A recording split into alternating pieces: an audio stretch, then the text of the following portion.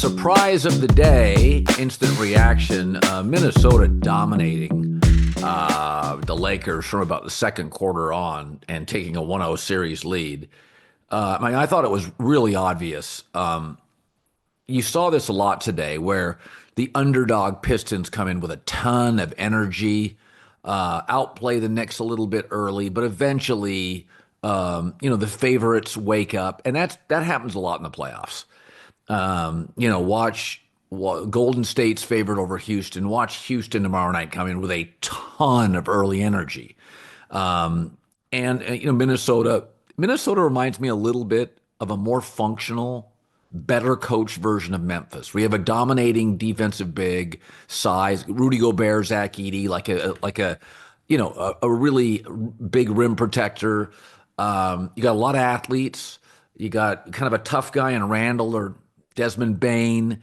You got a dynamic player, Ja Morant, and Ant Edwards. Ant's obviously the better player right now and had a great year shooting a three. Minnesota's more well coached, but you got some length, you have some athletes, and one really dynamic athlete.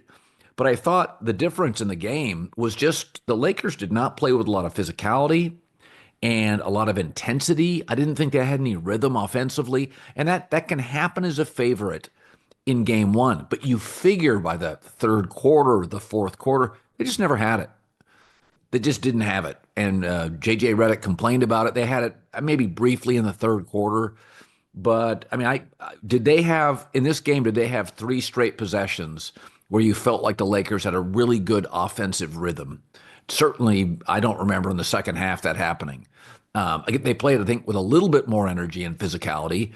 But again, Minnesota here's all week. They're going to get beaten 4 or 5 games. They come out, and they did a great job of attacking the basket, getting the ball out to open three-point shooters, and they hit over 50%. And they just got a lot of good open looks. Sorry to interrupt this great video, but please remember to like and subscribe. Thank you. Now back to the video. Jaden McDaniels played really, really well. Young kid for Minnesota, probably better than you would expect. Ant's Ant. But I thought overall, I kept waiting for the Lakers' rhythm and the Lakers' intensity kind of to take a next level pop, and Austin Reeves didn't do anything. Luka scored a ton, but LeBron was okay, but I just didn't feel it.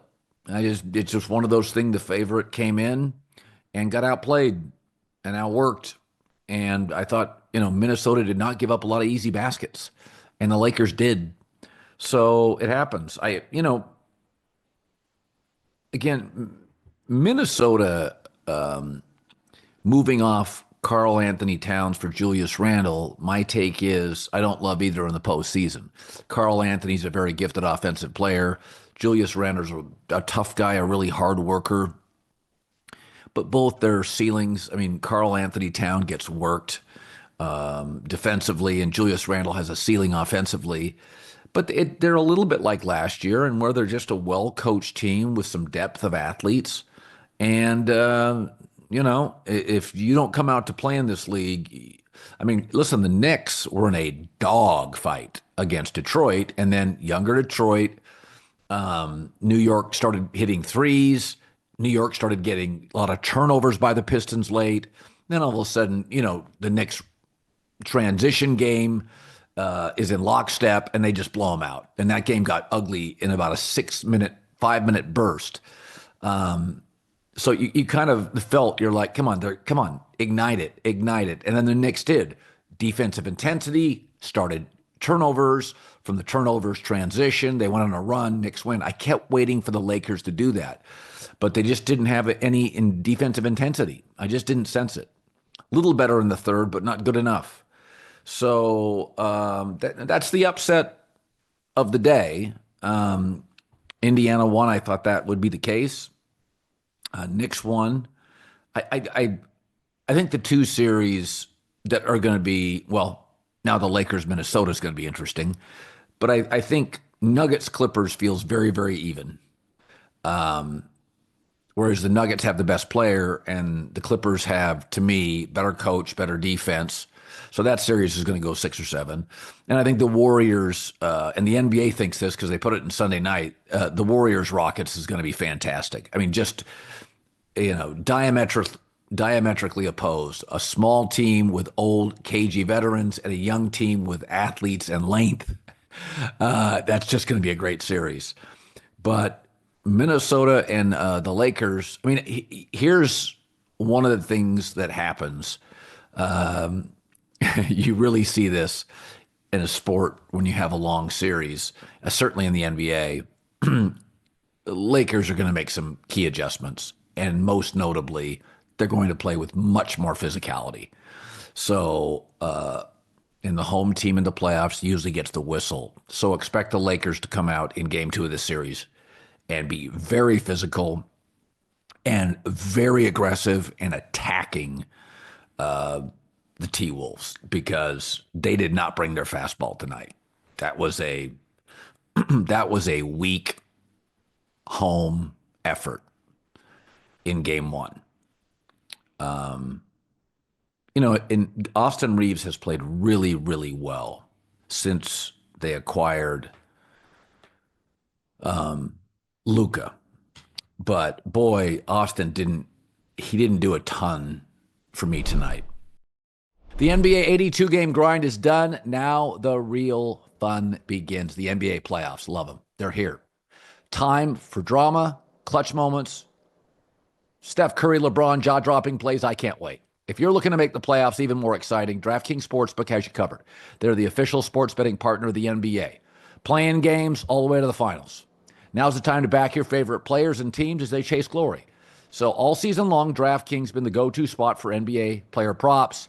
That doesn't stop now. If you want to make your playoff experience even more intense, try placing a bet on your favorite player's performance. Will they drop 30, 40, who knows, or more? It's your call. If you're ready to place your first bet, download the DraftKings Sportsbook app. Takes 90 seconds.